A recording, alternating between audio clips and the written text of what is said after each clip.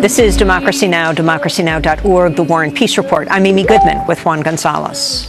Well, Argentina has reached an agreement to pay U.S. hedge funds that have sought for 14 years to profit off the country's economic crisis.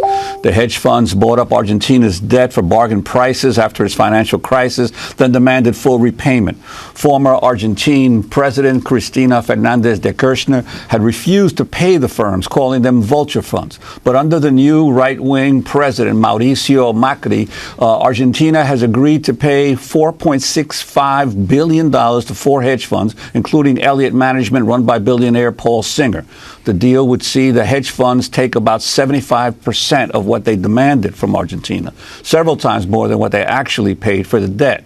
Singer's fund itself netted $2.4 billion, 10 to 15 times its original investment. Paul Singer is the longtime Republican fundraiser who has endorsed Republican establishment favorite Marco Rubio in this election cycle. For more, we go to Los Angeles, where we're joined by journalist Greg Palast, Puffin Foundation Fellow for Investigative Reporting. His recent article, Rubio's Billionaire Wins Ransom from Argentina. Greg Palast, explain. Well, what happened is that Paul the Vulture Singer, who I've been following him for BBC and for Democracy Now! For about 9 years. This is the guy he's called the Vulture, not just by Argentina. He's known by his friends in the banking industry. He grabs old debts of dying nations, dying companies, even dying people. And when there's a famine or a war, for example, in Argentina during the military dictatorship, when Argentina went broke, he bought up old bonds for $50 million, just sold them back to the government of Argentina, a government he helped place in power, for $2.5 billion. And he did this through what the Argentine government and the United States Treasury call extortion. He says, if you don't pay me, I'm going to stop you from borrowing money. I'm going to choke your nation to death. He even seized a Argentine naval ship on the high seas. I mean, he's basically a privateer, a pirate.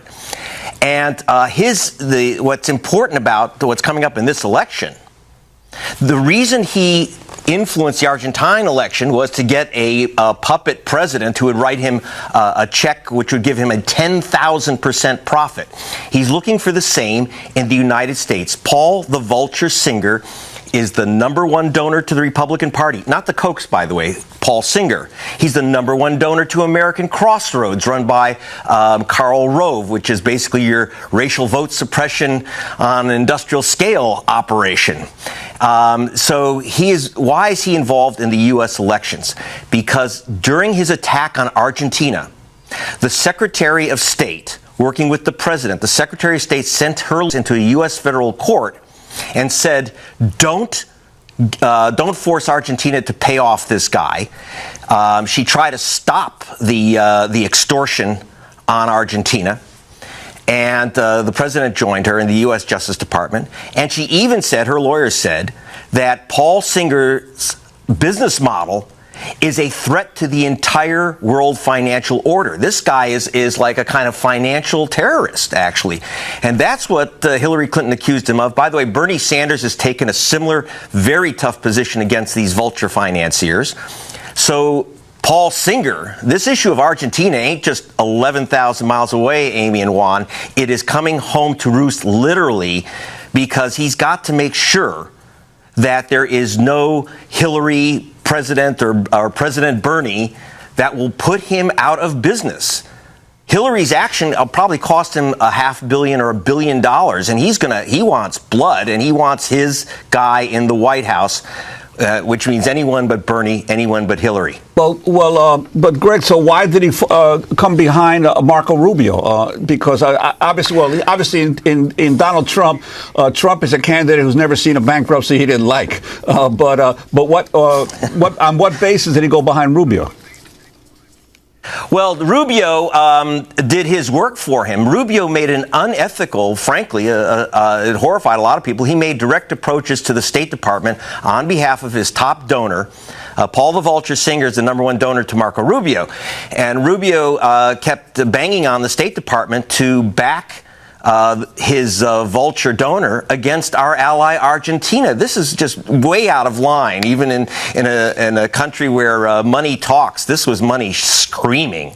And the other thing is that, for example, Rubio was trying to help Puerto Rico by allowing Puerto Rico to have bankruptcy rights like any American state, and then suddenly another vulture financier, a friend of Singer, called Herenstein, held a big fundraiser for Rubio. Rubio flipped around his position on Puerto Rico and said, no, they shouldn't have any rights.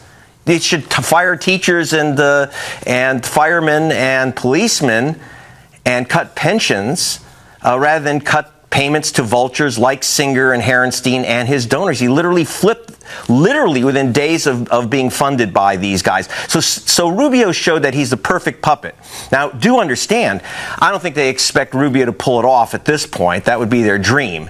But they're happy with a Trump who's actually a member of the club, and they're happy with any Republican at this point, mainly because both Democratic Party candidates have not only said that they're not going to do what Singer wants, but they might actually put him out of business, and that he is not going to tolerate. That's why he's backing Karl Rove and American Crossroads, because no matter who is there, he's got to make sure that if all the votes are counted, and you count the Puerto Rican American vote in the United States, and if you count the progressive vote and the minority vote, they can't win. So he's got to come up with other ways of doing it. So Singer's not just backing Rubio; it's backing the whole vote suppression machinery.